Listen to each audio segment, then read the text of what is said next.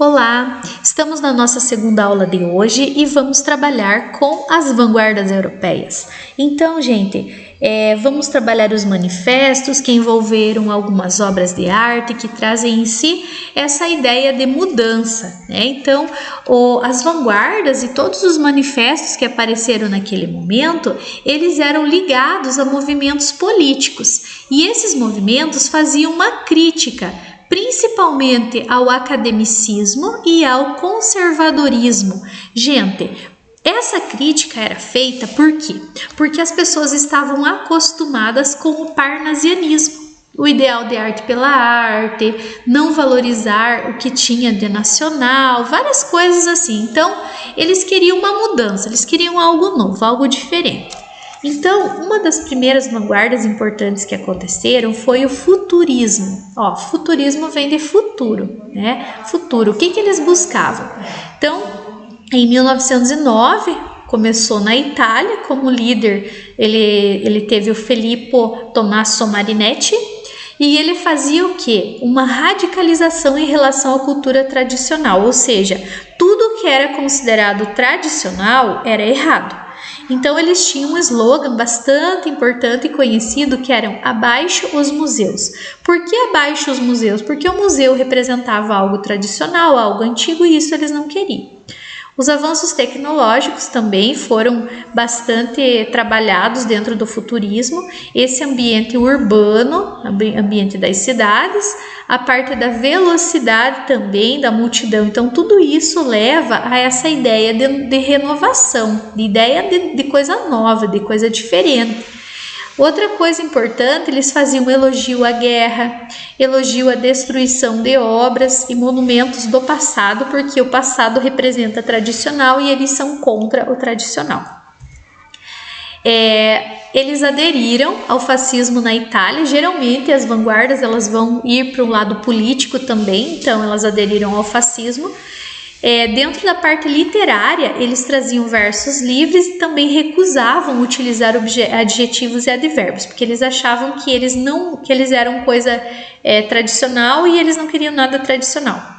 Também, algumas obras traziam palavras agressivas e um comportamento bastante violento. Na página 39 da apostila de vocês têm aquela imagem, né? Então, aquela imagem, gente, ela traz em si esse ambiente, né, que a gente pode observar lá, né, o ambiente de uma pintura futurista, né, e também traz como aspectos fundamentais essa ideia do movimento, essa sensação de que o mundo como um todo se move sob o olhar de uma mulher que observa a rua. Então a gente olha dessa maneira. Só que como o nosso foco aqui agora nesse caso é a parte da escrita, então eu trouxe para vocês alguns trechos do Manifesto Futurista de Marinetti. Então olhem, gente, como era o teor dos escritos literários daquela parte. Olhe-nos, nós não estamos esfalfados. Nosso coração não tem a menor fadiga, porque ele está nutrido pelo fogo, pelo ódio e pela velocidade. Isso espanta? Então, todas as características que eu falei, palavras agressivas, a ideia de movimento, né? Quase não presença de adjetivos e advérbios. Nós queremos glorificar a guerra, única higiene do mundo, o militarismo, o patriotismo, o gesto destrutor dos anarquistas, as belas ideias que matam e o menosprezo à mulher. Então, vejam, gente, bem pesado, bem agressivo. Eles queriam esse rompimento com a norma culta, também com a gramática tradicional, por isso eles utilizavam versos livres e a linguagem sem apego nenhum às normas. Então eles eram contra isso. Gente, agora lá na página 40 vocês têm o cubismo. Então o que foi o cubismo? O cubismo é aquilo que a gente já falou, né? O exemplo que a gente teve na aula passada em relação a isso. Ele surgiu na França em 1907 e representava os objetos de forma multidimensional, ou seja, o objeto ele era visto sobre vários focos, né? A produção literária ela tinha a preocupação com deixar de lado a cópia e também o academicismo. Praticamente, gente, todas as vanguardas tinham essa característica de querer acabar com o academicismo. Então, era comum, né? A liberdade era o principal objetivo da arte e também da literatura. Então, na própria apostila de vocês têm um exemplo, né? Que é a obra Guernica. Eu vou colocar aqui para vocês, né? E o que ela retrata. Então, a obra Guernica, ela é baseada em um fato histórico que foi o bombardeio sofrido na cidade de Guernica, na Espanha, por aviões nazistas e teve apoio do ditador Franco. Do ponto de vista formal, a pintura utilizou apenas cores brancas, né, que a gente pode observar aqui, e as cores pretas, e também algumas variações de cinza em alguns momentos. Nessa época, o Picasso ele morava em Paris e ele só veio conhecer a dimensão do problema por meio dos jornais. Então, a forma que ele pintou foi uma forma de manifestar o seu repúdio diante das atrocidades da guerra. E também, gente, a ausência de cores vibrantes trazem um esvaziamento de sentido, de alegria. A gente consegue observar, né? Os olhares ali que a gente pode ver desesperados de animais que aparecem, de pessoas caídas no chão, a gente consegue observar.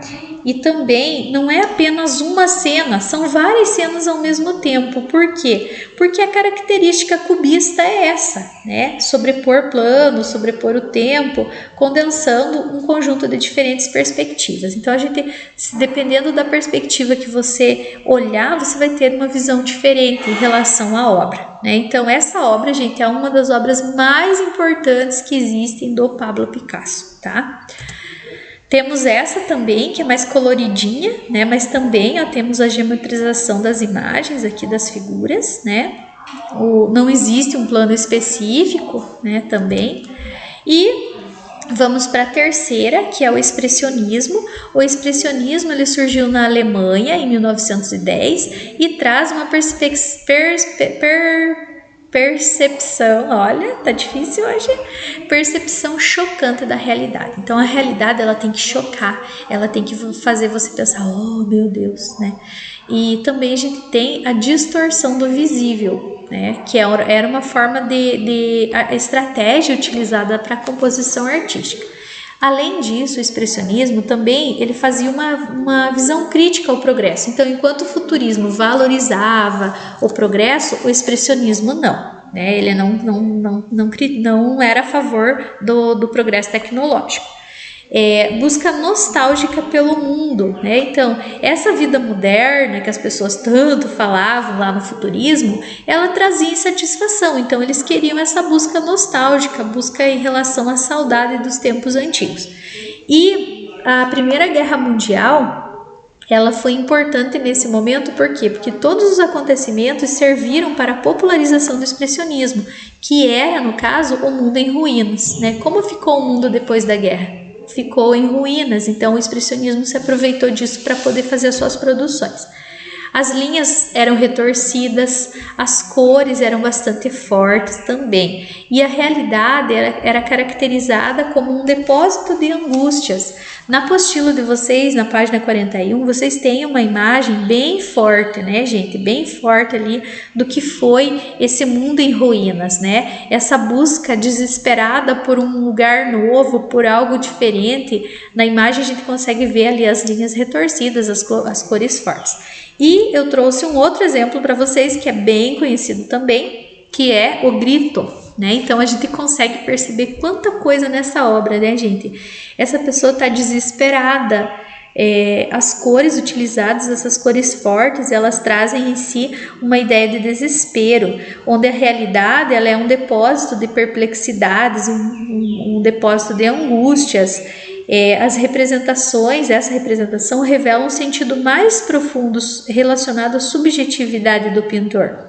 O artista ele não vê, ele tem visões sobre as coisas, né? Então, o expressionismo ele teve um papel bastante importante na literatura também e no cinema, tá? Então, essa obra é muito interessante por causa disso, traz esse desespero, né? Tipo, essas linhas retorcidas, as cores fortes, né? Fazem a gente pensar em relação a isso. Dadaísmo. O dadaísmo, gente, foi bastante, se não o mais radical de todos os movimentos de vanguarda.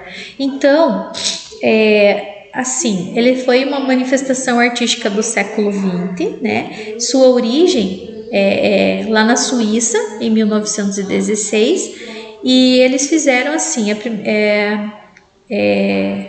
um conjunto, na verdade, de refugiados da guerra compostos por artistas e pensadores que eram desanimados com os rumos da humanidade, né? E eles acabaram criando esse Cabaré Voltaire, que era um bar. E nesse bar eles discutiam assuntos. Como eles eram rebeldes, né? Eles queriam algo novo. Eles queriam um lugar neutro, e seria esse bar, em tempos de guerra, né? E eles acabaram fundando esse Cabaré Voltaire, né, onde eles trabalhavam ali, ocorriam ali espetáculos caracterizados por essa rebeldia e por essa inovação. Eles trabalhavam com a arte nonsense, que é a arte o quê? É uma arte sem sentido, né? Uma arte que não tem sentido nenhum.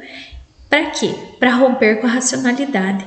Então eles queriam algo diferente para chocar o público. Então a palavra Dada significa por acaso, né? Então eles procuraram essa palavra e encontraram ao acaso lá no dicionário e não se preocuparam tanto com o sentido que ela poderia ter, né? Por quê? Porque é uma arte sem sentido, nonsense.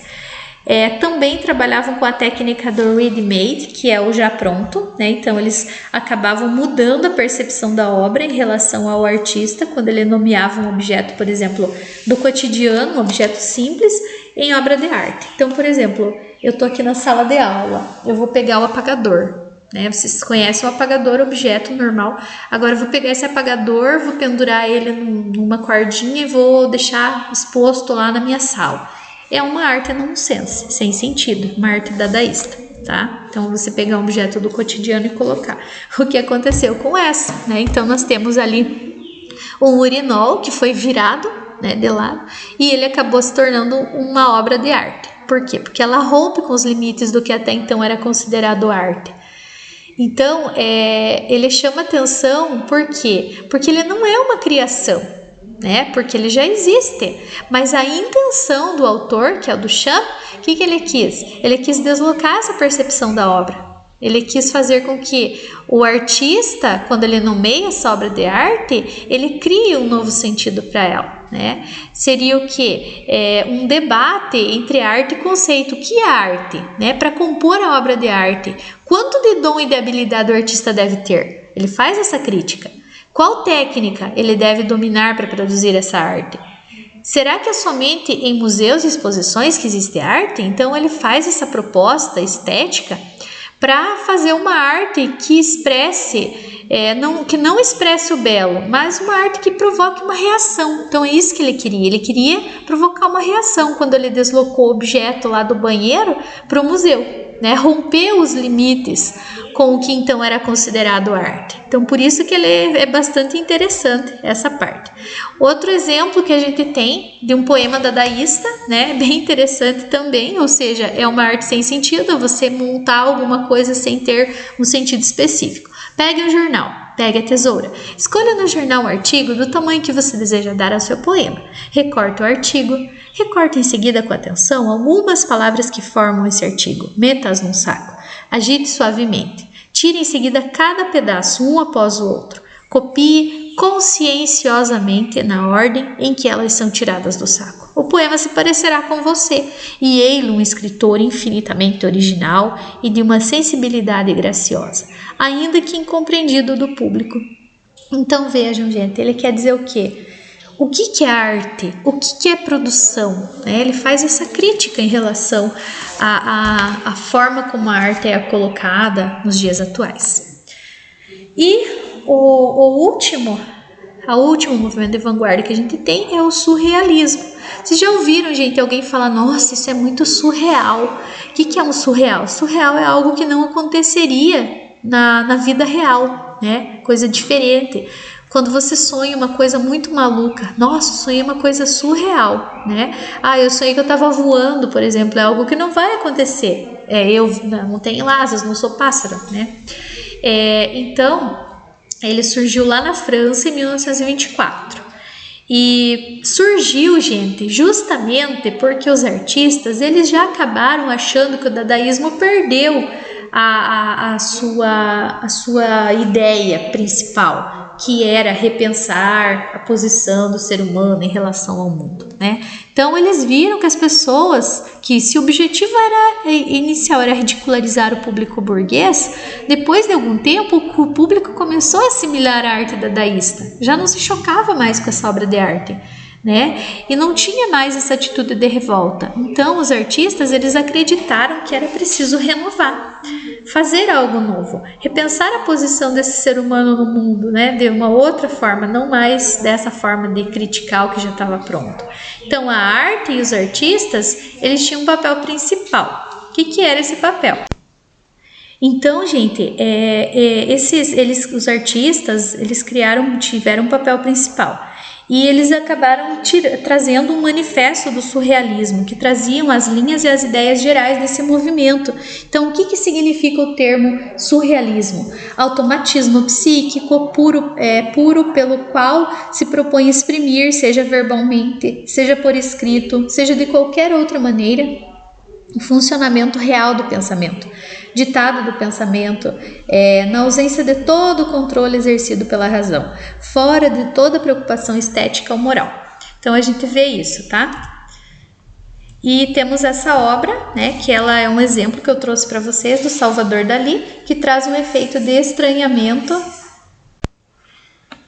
onde essa imagem ela é composta, né, por objetos, né, que a gente conhece, mas que a gente nota que eles escapam à sua ordem normal, né? Esse nexo entre os objetos, ele é desajustado, não existe um nexo entre esses objetos.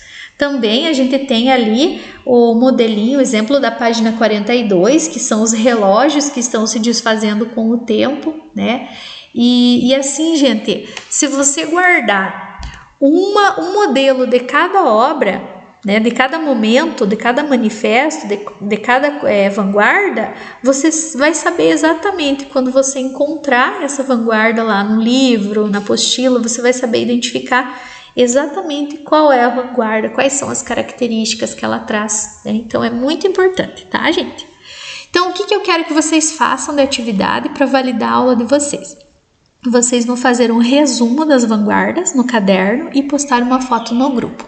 Eu quero bastante capricho nessa atividade, gente. Seria ideal vocês pegarem outros exemplos, né? Colocar lá, imprimir, de repente, colocar. Se a gente tivesse em sala, a gente ia fazer uma outra atividade relacionada a isso, mas o que eu quero que vocês guardem? Um exemplo de cada, né? Então, façam caprichado, gente, não tenham pressa, né? Não queiram fazer tudo mal feito, façam caprichado, porque isso vai ficar, né? Vocês vão lembrar disso quando vocês precisarem. Cai bastante no vestibular, cai no Enem, então eu gostaria muito que vocês se dedicassem nessa atividade, tá bom, gente? Um abraço para vocês, fiquem com Deus e até a próxima aula.